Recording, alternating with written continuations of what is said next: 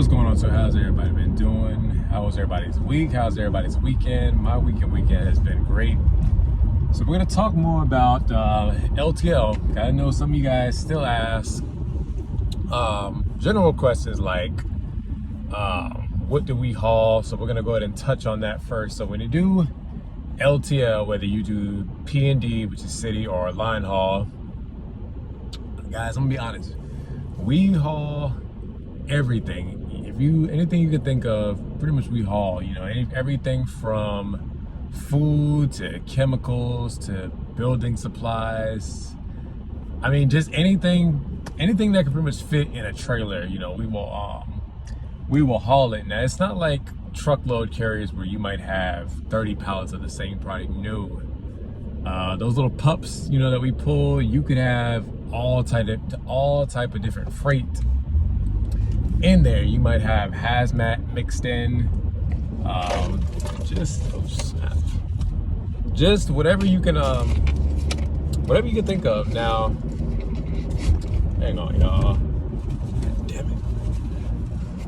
Now,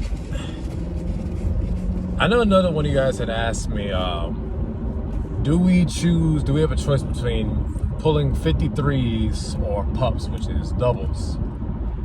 To answer that, no, which is why when you apply for an LTL company, they require you to have your doubles and triples endorsement. Now, for those who don't know, I work at AAA Cooper, is another LTL company. We primarily pull, you know, pups, doubles. Now, sometimes we will pull 53s, which is why I believe one of you guys, I forgot your name, but I know you had asked me, are we an LTL carrier? We are, but we also pull, you know, 53s, which we still consider, you know, line haul. Now, we do that because certain routes, it's better, you know, to load it in a 53 versus a pup, you know. Now, why we pull pups, you know, in LTL, I'm gonna give y'all the best explanation on that. So as you guys know, we pull 2 trailers. Now, you might have, your lead might be bound for, let's just say, Dallas. And then your rear trailer, it could be bound for, let's just say, Phoenix. So what's gonna happen is you might take those 2 trailers to Dallas. You know, one trailer, which is your Dallas, is gonna stay in Dallas, and that's gonna get dispersed to customers around the Dallas area. Now, your second trailer, which is your Phoenix, you know, it's gonna get put on another set, and then it's gonna go out to Phoenix, and then it's gonna get delivered, you know, in the city to neighboring towns or cities within the Phoenix area.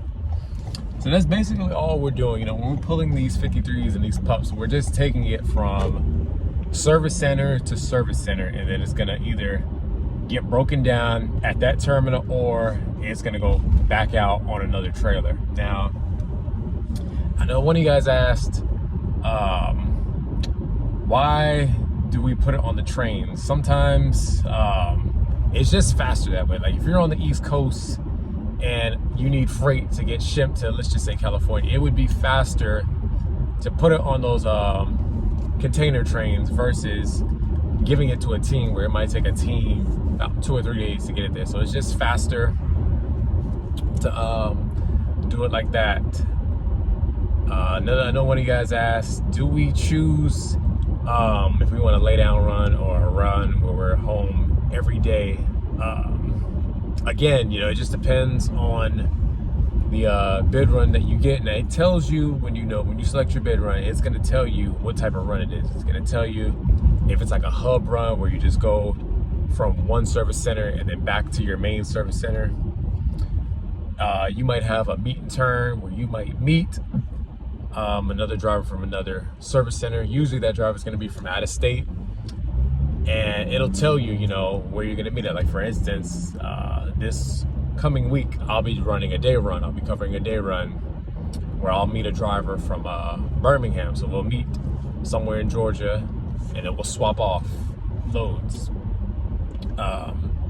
And again, if you have a lay down run, it's going to tell you, you know, what terminal you're going to go to, and then that terminal, you'll leave your truck at the terminal, or most likely you'll drive your truck to the hotel, you'll lay down, do your 10 hours or whatever, and then you'll either go back home or you'll go to another service center. As far as hazmat, I know another one of you guys had asked, dang, I done turned this into a Q&A video. But anyway, as far as hazmat, you know, you don't have a say in if you want to pull hazmat, because again, to get on, they require your hazmat now. I'm gonna be honest with you guys, you will pull a lot of hazmat, you know, a lot of it.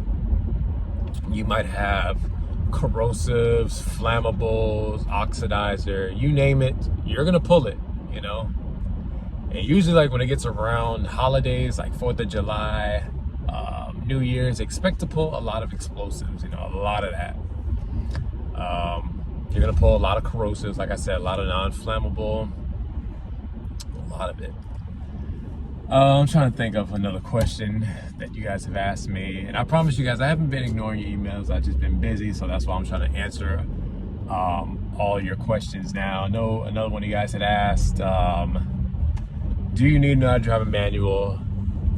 To answer that question, it just depends on the LTL company that you go to. Now, I'm going to tell you, if you want to go Old Dominion, it's a good idea that you know how to drive a manual. If you want to go to Estes, it's a good idea you know how to drive a manual. If you want to come to the company I'm at, AAA Cooper, it's a good idea you know how to drive a manual.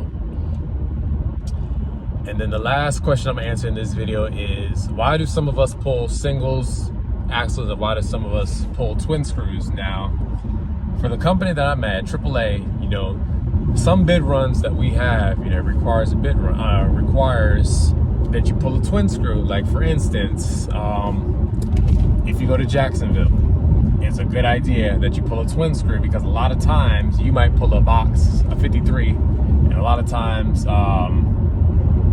they're over 30,000. Now I know for Estes, typically the extra board drivers, they all pull twin screws, because sometimes, you know, they might pull a van. So that's the answer on that. Now, as far as how much weight can you have on a single without being over, you know, and honestly, it just depends on how it's loaded in the nose. Like I drive a single axle, but I've pulled a van before where it'll be like 25,000. And I still got pulled in, because if it's heavy in the nose, you know, you're gonna be over no matter what. All right, so that's the Q&A video of the day. I've jotted down some of your other questions, so if it didn't get answered in this video, I'll make sure I answer it in the next video. Now, if you guys have other questions, you know, you can reach out to me in the comments, my email, which I leave in the description. Also, you guys can hit me up on my social medias. I know a lot of you guys have messaged me on the gram. I'm gonna get to y'all's questions as soon as I can. I'll try to answer it in the next Q&A. So until then, y'all take it easy and y'all stay safe.